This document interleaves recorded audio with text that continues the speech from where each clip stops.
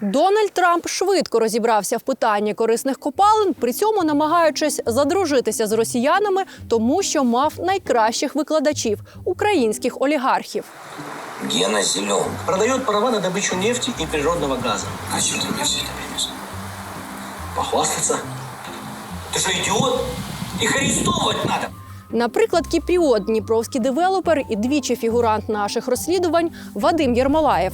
Колись він зберіг контроль над бізнесом у Криму і через це потрапив під санкції за указом Володимира Зеленського. Але це не завадило його компаніям і зараз добувати надра в різних областях України. Але як же так сталося? Подпиши. Что это? Считай, что заявление по собственному желанию. Подпиши, так будет лучше. Поки президент Зеленський відмовлявся підписувати на той момент ще невигідну угоду про надра, вигризаючи підтримку США в обмін на доступ до майбутніх родовищ, Будешь подписывать? Я не буду подписывать. компанії Єрмолаєва і його родичів повернули собі дозволи на видобуток корисних копалин, зокрема тут, у Коростишівському кар'єрі. Символічно, але саме 10 років тому тут знімали пророчий серіал «Слуга народу», де у центрі сюжету випадковий, але принциповий лідер, який завжди стоїть на своєму. You don't have the cards right now. Але навіть в найскрутніші часи знайдеться людина з парою тузів в рукаві, яка зрештою візьме своє. І мова тут не про Володимира Зеленського. Вы знаете, в моем случае никаких недостатков нет. Усім привіт! Мене звати Катерина Мітєва. Обов'язково поставте лайк та напишіть коментар. Це сильно допоможе нам в поширенні цього відео. Адже тут ми намагаємося розібратися, чому на тлі всесвітньої уваги до угоди про надра українська влада бере і повертає право добувати компаніям підсанкційних власників. Вадим Єрмолаєв – головний забудовник Дніпра і агробарон. 7 років тому отримав громадянство Кіпру, відмовившись від українського паспорта. 23 грудня 2023 року внесений до санкційного списку РНБО. За даними СБУ, свій винно-горілчаний бізнес в окупованому Криму Єрмолаєв перереєстрував через підставних осіб за російськими законами і багато років сплачував податки в бюджет країни-агресорки. Персональні санкції РНБО проти Єрмолаєва через бізнес в окупованому Криму запровадили на 10 років указом Володимира Зеленського. Там безліч економічних обмежень, але зараз нас цікавить ось це – зупинення дії спецдозволів на користування надрами. Такі спецдозволи були одразу у 3 компаній Вадима Єрмолаєва – ПРАТ «Коростишівський кар'єр», «Потоки» і «Тренд Сістем». Одразу після запровадження санкцій у січні 24-го усі 3 спецдозволи призупинили. Пройшов рік і чи не усі про це забули, окрім нас. Виявилось, що у червні 24-го року РНБО видало оновлення рішення по санкціях. І замороженим лишився тільки 1 спецдозвіл замість 3. А чего вы вообще мне звоните? Тому що ми розуміємо, що у вас є у власності компанії, які мають спецдозволи на видобуток українських надр. І після Девушка, пожалуйста, у меня нету таких компаний. Вы... Чому немає? А як же компанія «Коростишівський кар'єр», «Потоки»? Тобто це не ваші компанії?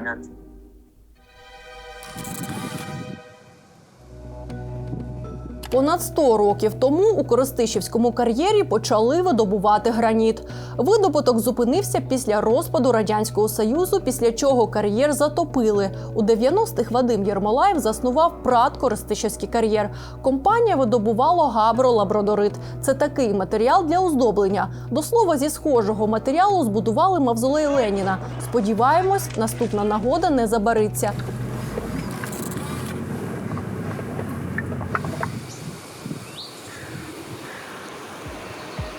У Коростишівському кар'єрі відбувається тільки переробка породи. Добувають її у сусідньому районі. І, як бачите, роботи тут тривають і зараз. А належить усе це і досі компаніям Вадима Єрмолаєва. 24 січня 2024 року Держгеонадра зупинила дозвіл на видобуток копалин в Коростишівському кар'єрі компанії Єрмолаєва. Підстава – запровадження проти нього санкцій у грудні 2023 року. На цьому історія мала б завершитися, але тут уважно стежте за руками.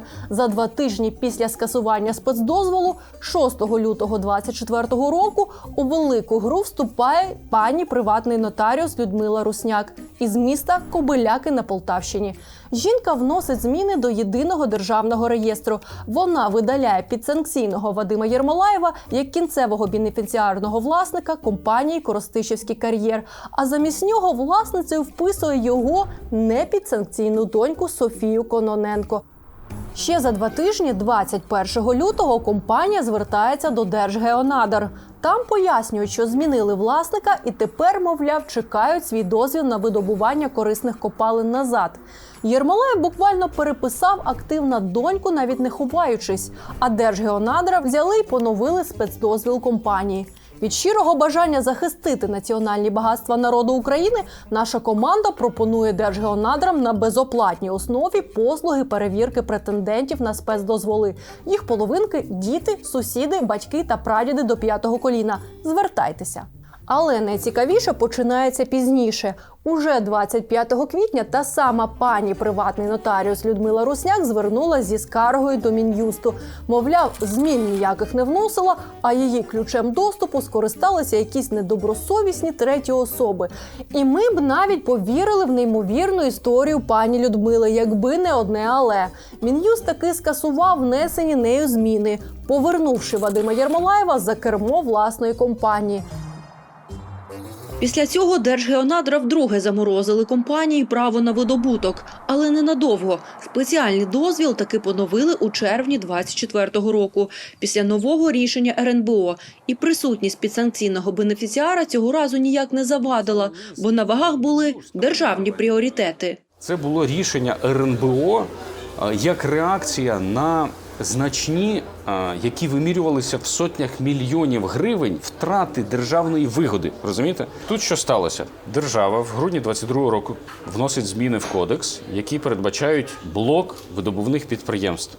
І не відпрацьовує механізм, як зробити так, щоб власник припинив отримувати вигоду, а держава продовжувала отримати вигоду. Розумієте? Через рік держава каже: окей, ми виправляємо цю історію. Щоб ви просто усвідомили рівень абсурду. Ось у досьє компанії офіційне повідомлення про застосування санкцій до її власника Вадима Єрмолаєва від 23-го року. А ось актуальні дані на цей день, де сам Єрмолаєв продовжує залишатися власником компанії. Мозок вибухає вже на цьому моменті, але ми насипемо ще. У ПрАТ «Коростишівський кар'єр» Єрмолаєву зараз належить тільки 49%. Інші 40% у такого собі Ігоря Мороза.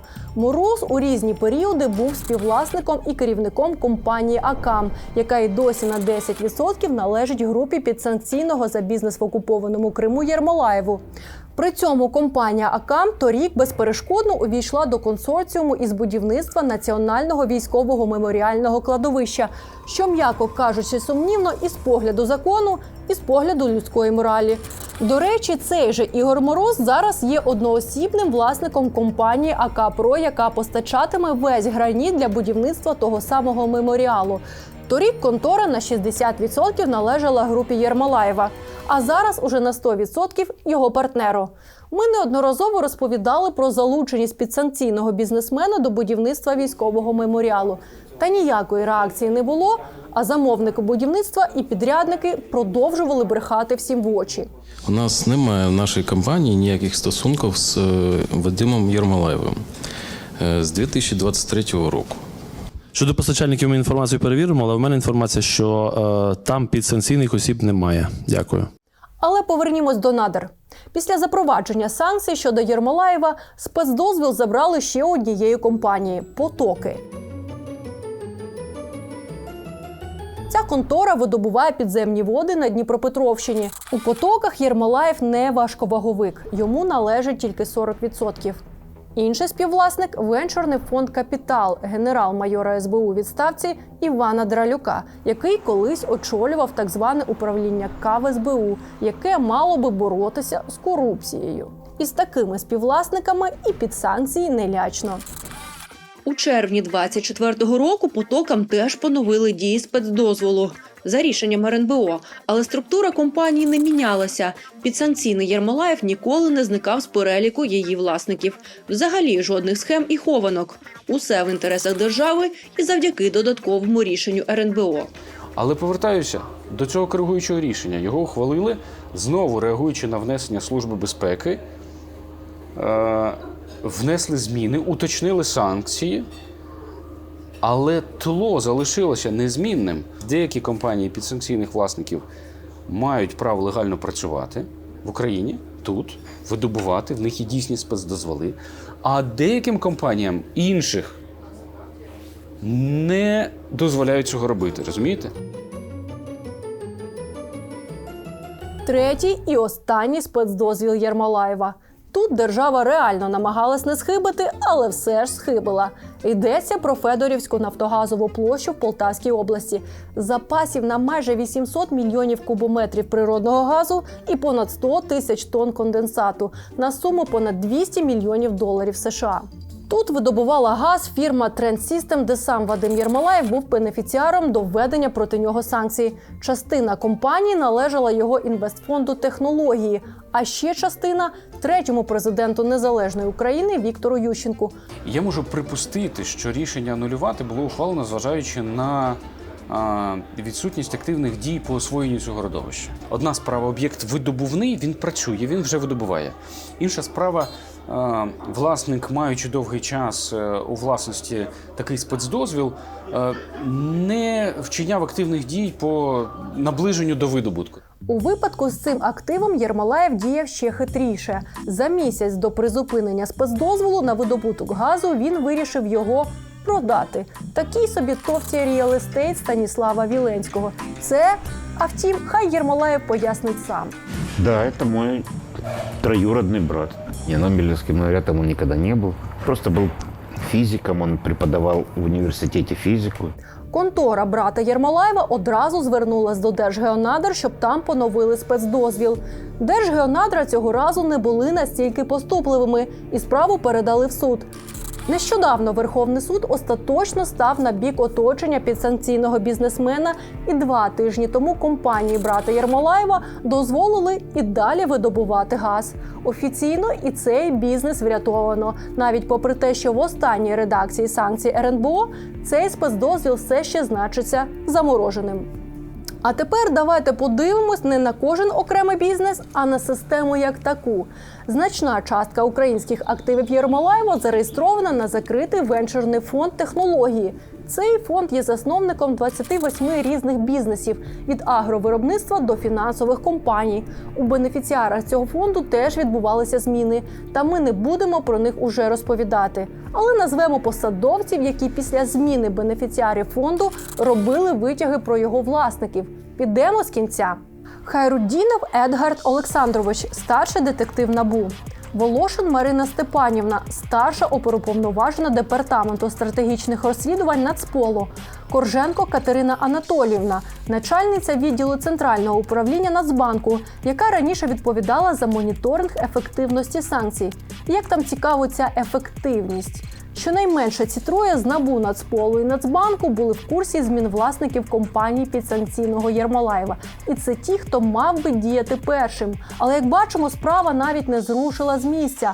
Одна із серій «Слуги народу» символічно завершується тим, що українці були змушені скидатися золотом, аби розрахуватися з міжнародними інвесторами. І, до речі, це зробили. Все, что мы смогли отдать, мы отдали. Все, что могли вернуть, мы вернули. Кого надо, наказали. Но денег нет. І поки українські надра були аргументом у переговорах з американцями щодо поставок зброї, тут в Україні одні спецдозволи на видобуток поновлювали, а щодо інших боролися у судах за заморозку. І підсанкційний статус власників компаній – скоріше розмінна монета, якою можна маневрувати залежно від обставин. І у сухому залишку держава створила правила, які сама ж обходить, бо гроші потрібні тут і зараз. І на зв'язки з Росією можна заплющити очі.